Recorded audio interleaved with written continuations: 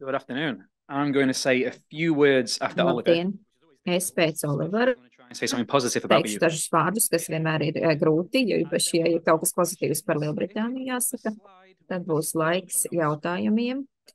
Lūdzu, uzliekam slaidus ar slido.com informāciju. Pirmkārt, gribu teikt, ka esmu priecīgs, ka mums ir tik daudz dažādu cilvēku, mums arī runātāji no valdības pārstāvjiem, no plašsaziņas līdzekļiem, no pilsoniskās sabiedrības. Un mēs šādi cīnāmies ar noziedzību un ar korupciju. Visas šīs organizācijas ir iesaistītas, un to nevar atrisināt katra atsevišķā valsts, Lielbritānija, Latvija vai kāda cita. Bet mēs varam kopā rīkoties.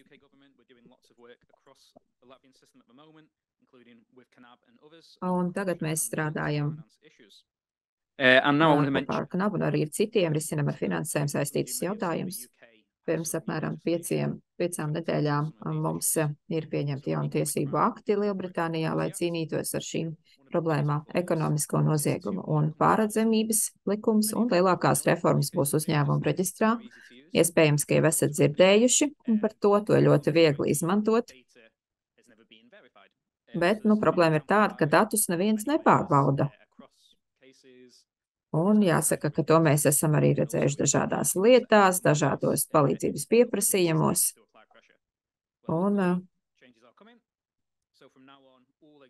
tiek izdarīts spiediens, un laimīgā kārtā izmaiņas tiks īstenotas tuvākajā laikā.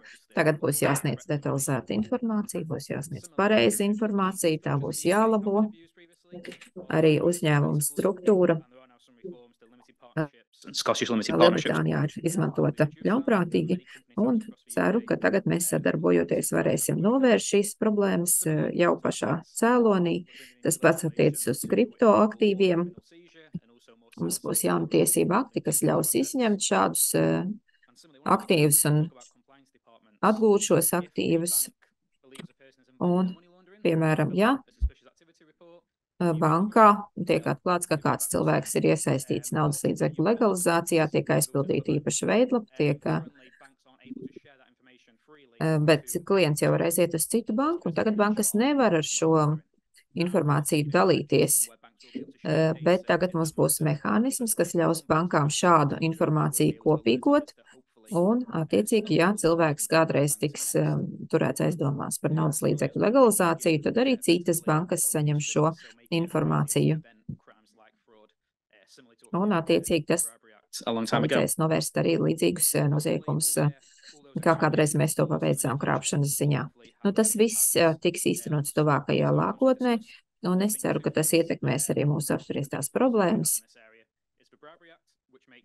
Šeit mums nozīmīgākais akts ir kukuļošanas akts, kukuļošanas likums. Tātad par to ir aizliegts aicināt dot vai saņemt kukuļus. Piemēram, šeit mums ir bijuši gadījumi ar Nigēriju, ar Madagaskaru. Piemēram, saistībā ar Madagaskaras prezidenta palīgiem. Tātad tiešām ļoti jaudīgs rīks. Protams, ka ir arī problēmas. Mēs neesam varbūt pilnībā izmantojuši visas iespējas, un viena no problēmām ir tāda, ka, tad, kad mēģinām varbūt notvert lielāko šīs spēles spēlētājus, viņi ir diezgan izdomas bagāti, viņiem ir daudz naudas, ar ko viņi var samaksāt par kvalificētiem juristiem. Un tas, protams, rada šīs daudzās problēmas, un mēs šajā ziņā mēģinājām pieminēt tādus pozitīvus aspektus, bet tagad dosimies uz slaido. Tur ir redzams kods. Var sūtīt jautājumus.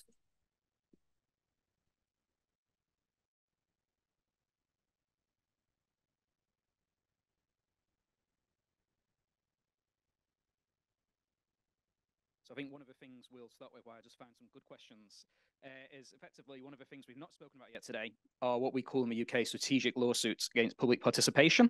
Mēs neesam runājuši par stratēģisko tiesvedību pret publisko iesaisti.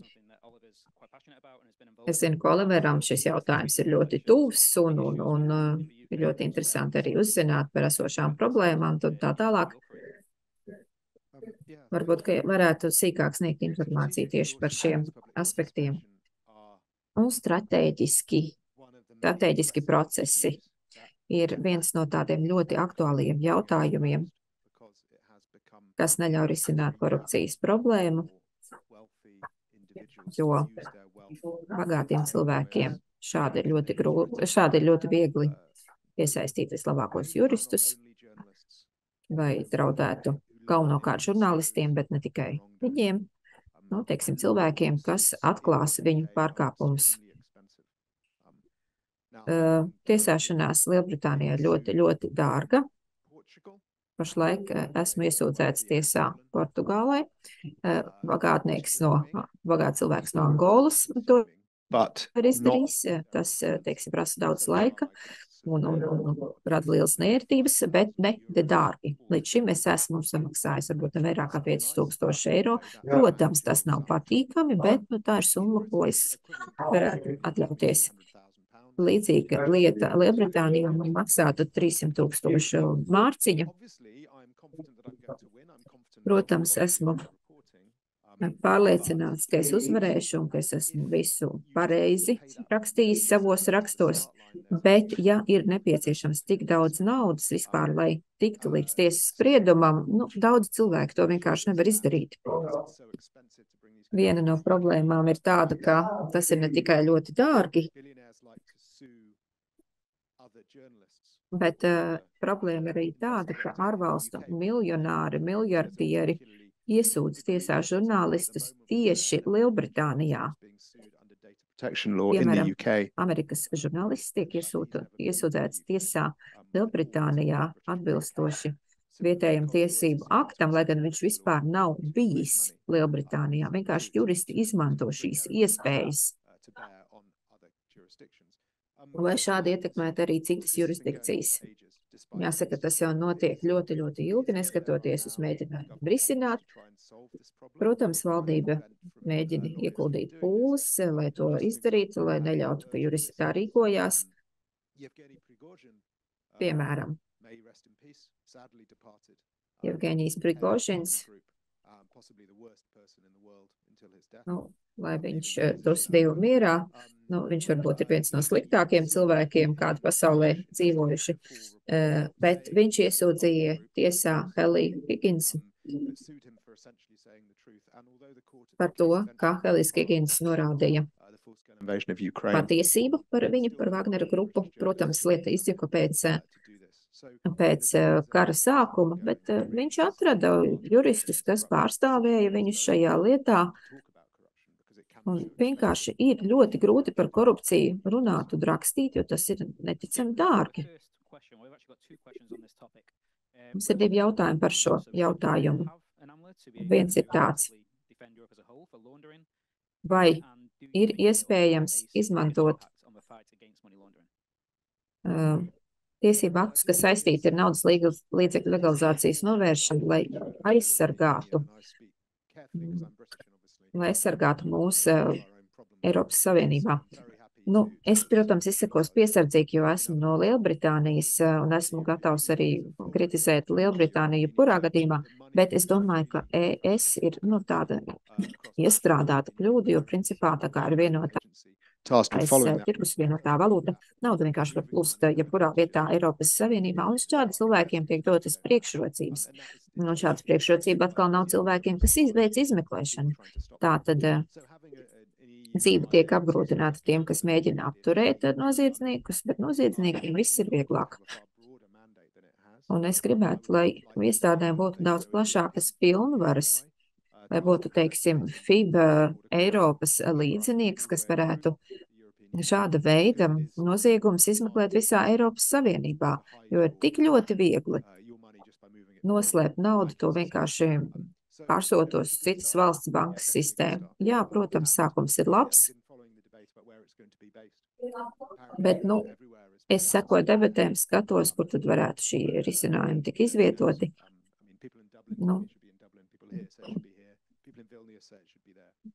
Cilvēki Dublinā saka, ka tur vajadzētu arī vietēji no Viļņas vai no Latvijas saka to pašu. Es sekoju ar interesi.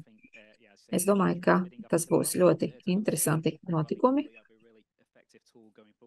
Es domāju, ka varētu būt ļoti interesants rīks. Nesen ir pieņemts Lielbritānijā tiesība akts par patiesā labuma guvēju atklāšanu nekustamā īpašuma jomā. Vai jums šķiet, ka tas ir efektīvs, lai cīnītos pret naudas līdzekļu legalizāciju? Domāju, interesants likums, jo mums ir ļoti daudz ārvalstu īpašnieku vērtīgiem nekustamiem īpašumiem.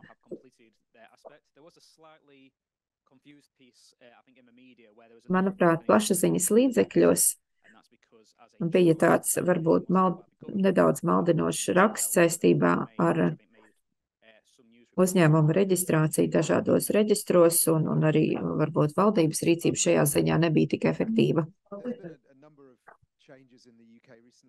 Lielbritānijā nesen ir veikts vairākas izmaiņas saistībā ar patiesā labuma guvēju atklāšanu.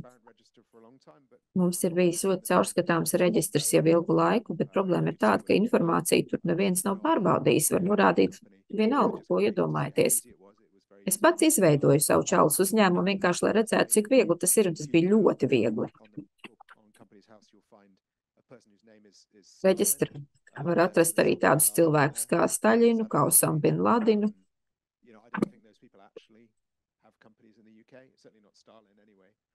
Es domāju, ka diez vai Staļinam ir kāda uzņēmuma Lielbritānijā. Iespējams, ka tas ir joks, bet, principā, tas ilustrē tikai to problēmu, ka neviens nepārbauda. Tagad tiesība akti ir mainīti, un es ceru, ka sistēma arī mainīsies, situācija mainīsies. Bet tām jūsu reģistram, ko jūs minējāt par patiesā labuma guvējiem, tur ir tā pati problēma, neviens nepārbauda. Un ir ļoti grūti saprast, vai iesniegtā informācija ir pareiza. Un arī uzņēmumu reģistram tagad ir jāpārbauda informācija, bet nav skaidrs, vai viņiem pietiks naudas, lai to izdarītu. Jo Lielbritānijā, protams, mums ir ļoti laba tiesība akti, jūs jau arī minējāt dažus iepriekš, bet mums nav pietiekama naudas policijai, lai panāktu izpildi. Un tad vai tie likumi tiešām ir efektīvi? Jā, protams, šis likums ir labs, bet pašlaik ir ļoti viegli noslēpt šo patieso labuma guvēju. Un sistēma darbosies efektīvi tikai tad, ja mēs visus trūkumus novērsīsim. Bet, protams, šis ir solis pareizā virzienā. Ja mēs apgrūtinām dzīvi tiem pārkāpējiem, viņiem tas sāk, viņus šādas prasības varbūt sāk kaitināt. Jā, mēs esam rīkojušies, lai dotos uz priekšu. Protams, ka nav ideāli risināmu. Bet, tuvošanās risinājumam ir svarīga. Pašreizējās sankcijas pret Krieviju, vai tās darbojas? Pirms Oliver, es varbūt gribētu teikt, ka jā, mums ir mainījusies mūsu uzvedība šajā ziņā. Protams, ka iebrukums Ukrainā turpinās, bet lielas naudas summas aktīvi ir iesaldēti Lielbritānijā, ES un ASV.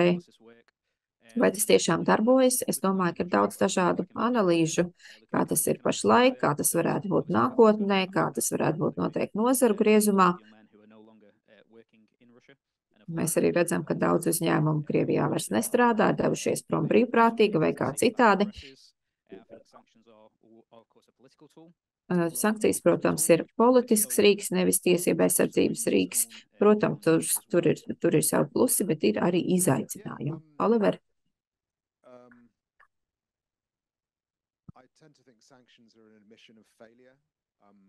Es domāju, ka sankcijas ir kā atzīšanās, ka jūs esat izgāzušies.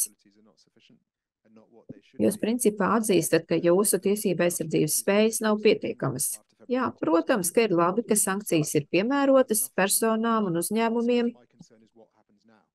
bet tagad es gribu prasīt, kas notiks tālāk. Ir pagājuši gandrīz 2 gadi. Un šī nauda netiek izmeklēta, nav nekāda progresa, vienkārši nauda tur ir, aktīvi tur ir, viņi ir iestrēguši. Tādā nenoteiktībā nav skaidrs, kas notiks tālāk, jo agrāk vai vēlāk būs jāpieņem lēmums. Es gribētu, lai tiesība aizsardzības iestādēm būtu vairāk resursu, lai varētu izmeklēt. Es zinu, ka tas nav populāri, tā teikt. Bet, ja jūs gribat mainīt uzvedību, ir jādod iespēja, ka sankcijas var noņemt. Teiksim, ja jūs darat pareizās lietas, un tās ir šādas, tad mēs atdosim visu naudu vai daļu naudas. Mēs gribam šķelt šīs elites. Un tagad piemērot sankcijas visiem, mēs vienkārši visus ieliekam vienā rāmī.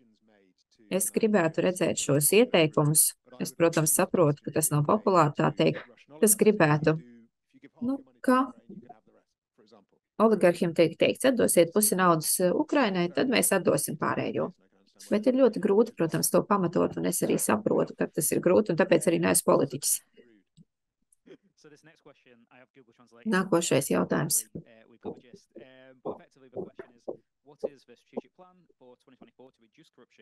Kāds ir plāns, lai samazinātu korupciju nākošajā gadā, un cik lielā mērā tas ir iespējams? Mums ir jauna stratēģija, kas tiks piedāvāt nākošā gada sākumā, kur būs plāni turpmākiem 3-4 gadiem. Tas būs publiski pieejams dokuments, runājot par korupcijas apjomu samazināšanu procentuāli. Ir ļoti grūti to izmērīt. Mūsu gadījumā 2,5% punkti ir triljonu atšķirība. Bet kā to īsti izmērīt? Nav skaidrs, tas ir ļoti grūti, jo principā tas ir attiecis arī uz jebkāda veida noziegumiem. Jo mēs jau zinām tikai to, ko esam konfiscējuši, bet to, ko neesam, to arī nezinām. Jo mēs principā visu šo kopējo apjomu 100% nezinām. Protams, mēs mēģināsim darīt visu iespējamo, bet ir ļoti grūti runāt par kaut kādiem konkrētiem rezultātiem. Es, protams, neatceros par tiem procentiem, bet mans draugs Terīks Kaņuks, kas ir korupcijas novēršanas aktivists Ukrainā, viņš runāja par to, cik grūti ir cīnīties ar korupciju Ukrainā, un ka ir tik ļoti daudz šo korumpēto amatpersonu un tā tālāk. Un viņa teica, ka, ziniet, ka viņa, ka nav jau iespējams varbūt izskaust, bet jebkura virzība pozitīvā virzienā ir pozitīva, tā ir pozitīva lieta. Vienkārši apgrūtinot dzīvi šādām amatpersonām, jo tas ir labi. Es atceros, Darīs strādā korupcijas novēršanas centrā Kijevā. Viņi sagatavoja ziņojumu par korupciju Ukrainas farmācijas sektorā. Un es viņai prasīju, vai tu atrisināji problēmu? Nē. Bet viņi sāka reģistrēt ļoti daudz čaulus uzņēmumu, kas jau ir labi. Ar to varbūt arī jau pietiek sākotnēji. Un tas ir mūsu plāns, teiksim tā. Un tāds pretrunīgs jautājums. Brexits. Kā tas ietekmē AML sistēmu Lielbritānijā? Mums ir daudz tiesību aizsardzības iestāžu pārstāvju ārvalstīs. Mums ir arī, teiksim, notiek informācijas apmaiņa par šādām lietām ar Eiropas jurisdikcijām, ar Eiropolu. Un runājot par AML sistēmu, es nedomāju, ka korupcijas ziņā tur kaut kas ir mainījies. Mēs esam salāgojuši šo sistēmu un arī sankcijas ar ES, un es domāju, ka tur ir daudz šie saskars punkti. Kā tev liekas, Oliveri? Varbūt tas ir ietekmējis, teiksim, cilvēku tirdzniecību, izstāšanās no Dublinas sistēmas. Bet, kopumā laikam nav nekādu īpašu izmaiņu. Pat šķiet, ka varbūt attiecības ar kaimiņiem ir uzlabojušās, iespējams, tāpēc mums ir cits premjerministrs. Es ceru, ka sadarbība šajā jomā turpināsies, jo tas ir vienkārši pārāk svarīgs jautājums, lai par to vēl strīdētos. Es domāju, ka mums ir daudz, ar daudzām Eiropas valstīm ir labas attiecības, mums ir dažādi veidi līgumi, arī Latvija, Nīderlanda un tā tālāk. Es domāju, ka principā diezgan labi mums viss notiek šajā ziņā. Bet varbūt tas ir arī tāpēc, ka ir karš Ukrainā. Mēs vienkārši esam sapratuši, cik viss šis ir ļoti svarīgs. Around various Scandinavian banking scandals in the Baltics. Labi, tad mums ir jautājums arī par Skandināvijas bankām Baltijas valstīs, un tad kā jums šķiet, vai viņu pašu valstīs ir pietiekami lieli, tātad vai viņus uzrauga pietiekami daudz, kā filiāls? Tas nav tikai par Baltijas valstīm un Zviedriju. Ir daudzas arī lielas bankas, kurām ir dažādas jurisdikcijas, dažādi noteikumi, bet, šajā gadījumā, ja mēs runājam par Zviedriju un arī filiālu Latvijā, jā, te ir atšķirība, protams, pret kaut kādām iespējams arī pat biznesa praksēm, un dažkārt mums ir ļoti grūti kaut ko pateikt, kādā ziņā, kā ir jārisina problēmas katrā no šīm piekritībām. Es nezinu, varbūt jūs varat kaut ko. Tā nav tikai problēma šeit, nodien. Lielas Francijas bankas, lielas ASV bankas, tām arī ir problēmas, jo tām ir arī filiālas citur un tālu no galvenās mītnes. Igaunijā ar Danske Bank ir bijis, un tas ir diezgan dabiski, jo, ja esat pietiekami tālu no šādas te uzraudzības, bet tas ir labs arī arguments kopumā. Kopumā varbūt arī izaicinājums Eiropas līmeņa cīņai ar korupciju. Tātad, vai jums ir kādi plāni, lai izglītot sabiedrību un padarītu viņus tātad, lai viņi vairāk apzinātos un zinātu par šiem tematiem, par korupciju? Jā, tie ir interesanti temati, ko mēs apskatām, arī akadēmiski pētījumi, kuros tiek vērtēts, jo vairāk ir korupcijas valstī, jo vēl sliktāk patiesībā var notikt, jo cilvēki sāks ticēt, vai arī sāk ticēt tam, ka vispār nav ar to iespējams neko izdarīt, vai arī aizvien vairāk cilvēku domā par to, ka tajā ir jāiesaistās. Tāpēc ir arī jābūt uzmanīgiem ar to, kā tiek nodots vēstījums par to, ka korupcija vispār pastāv, vai arī ir jābūt noteiktiem rakstiem vai video, un jāizglīto cilvēki pēc tam noteikti skolās, ir jāpievēršas jauniešu izglītošanas jautājumiem ar universitātēs Latvijā par naudas noziedzīgi iegūt līdzekļu legalizāciju, korupciju, naudas mūļiem.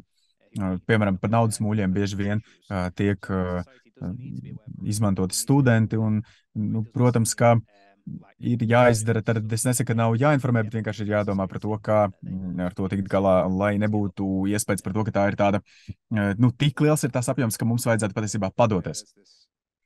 Jā, es piekrītu. Es domāju, ka vēlreiz dēļ tā, kas notiek Ukrainā un par to, ka korupcija, domājot par to, ka korupcija ar demokrātiju nevar kopā sadzīvot, ir jācīnās, un tieši tas, par ko Ukrainā jau cīnījās tiešām gadiem ilgi, un viņi cīnījās divās frontēs, kā tas ir, piemēram, šobrīd korupcija viņu mājās un pret Putinu. Bet man ir absolūti acīm redzami cīņa pret korupciju, ja mēs vēlamies, lai Krievija, protams, ka neiejauktos nekādos demokrātiskos procesos mūsu sabiedrībā, tad korupcija ir jāsamazina, un tad nevarēs notikt arī šāda iejaukšanās un interference.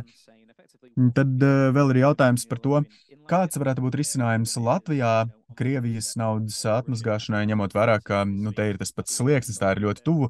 Olivera runā, pie tās ir jāpievēršas. Latvija ir daudz mainījusi, un pirms tam, kad tas bija pirms 2 gadiem iespējams, tad, bet pirms tam, un 2018. gada FATF ziņojums, piemēram, tas man lika aizdomāties par to, ka lūk, šeit būs arī kaut kas interesants, un vajadzētu būt tiešām daudzām lietām, kuras varētu pastāstīt no pieredzes par apvienoto karalisti.